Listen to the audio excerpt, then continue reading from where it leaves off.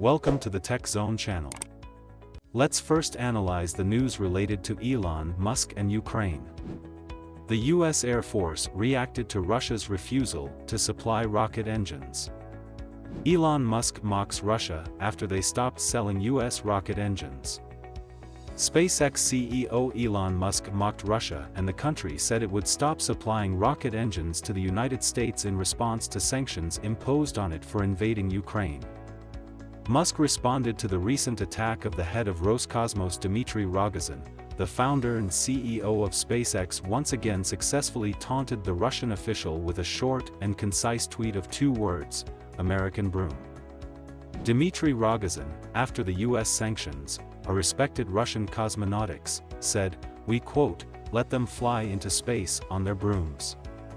And now Elon Musk has reacted. The SpaceX leader made a very subtle joke about Rogozin, showing how the American broom actually looks like. This is the most advanced and most reliable Falcon 9 launch vehicle. Elon Musk left an obvious reference, commenting on today's launch of the Falcon 9 launch vehicle, which successfully launched a new batch of 47 Starlink satellites into orbit.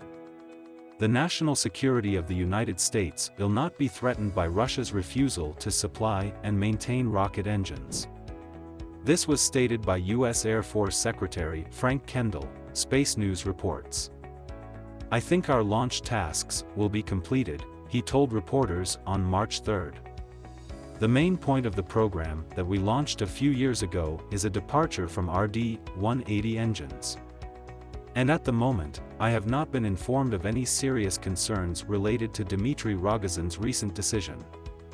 Earlier, the head of Roscosmos, Dmitry Rogozin, said that Russia was canceling the contract for the supply of RD-181 engines used in the first stage of the Antares rocket to the United States and would not service RD-180 engines previously supplied to the United States used in the first stage of Atlas missiles.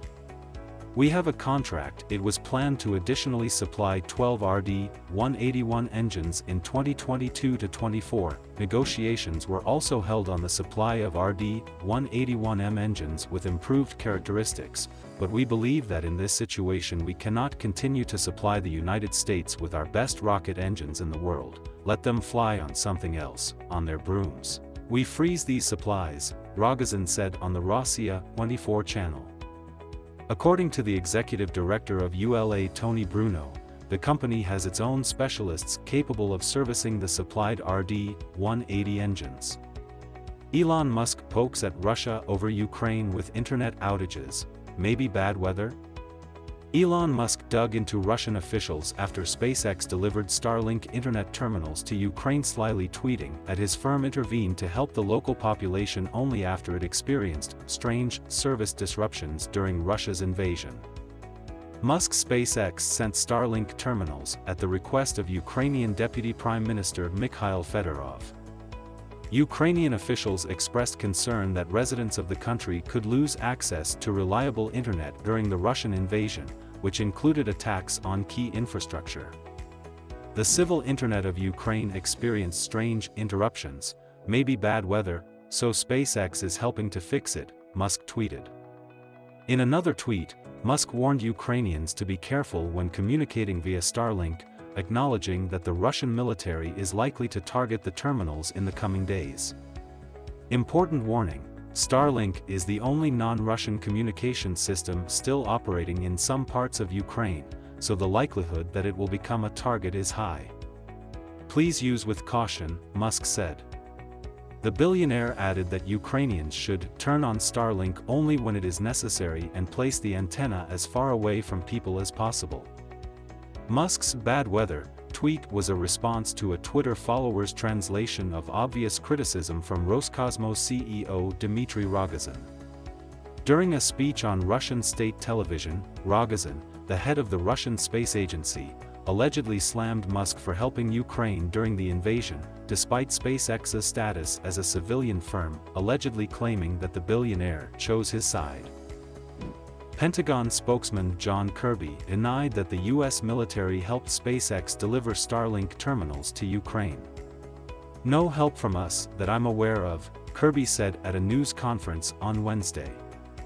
Fedorov thanked Musk for his help when the terminals arrived in Ukraine, noting that Starlink maintains communication between our cities, and emergency services save lives. Musk has been outspoken in response to the Russian invasion of Ukraine.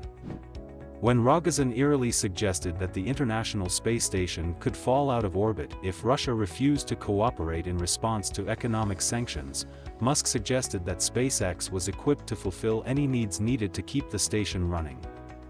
SpaceX has launched a rocket with another 47 satellites for the Starlink network.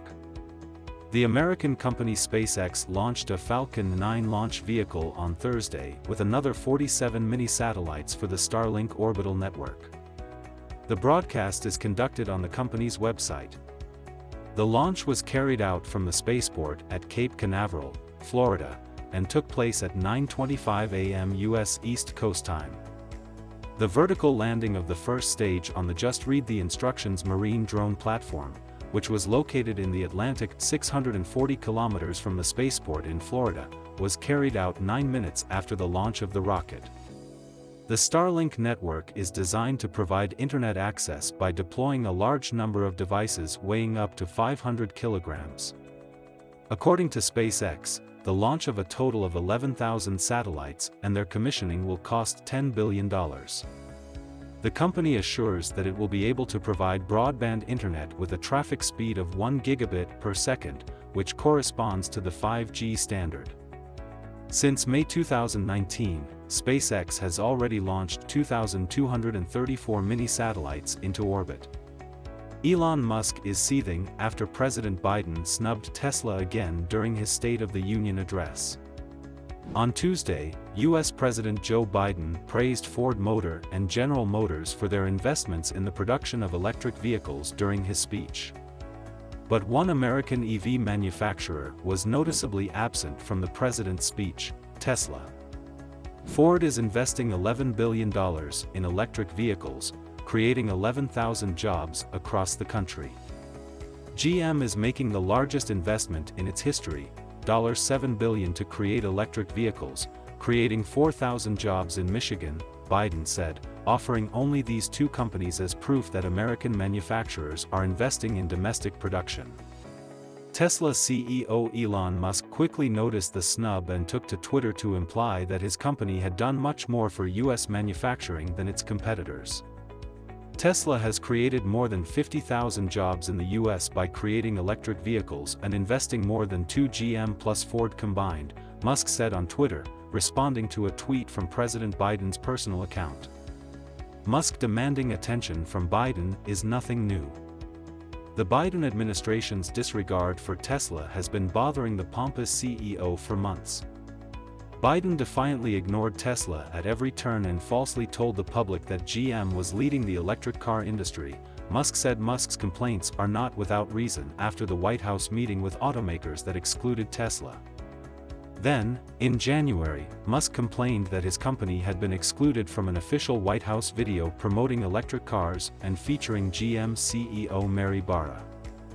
Biden pointedly ignored Tesla at every turn and falsely told the public that GM was leading the electric car industry, Musk told CNBC last week.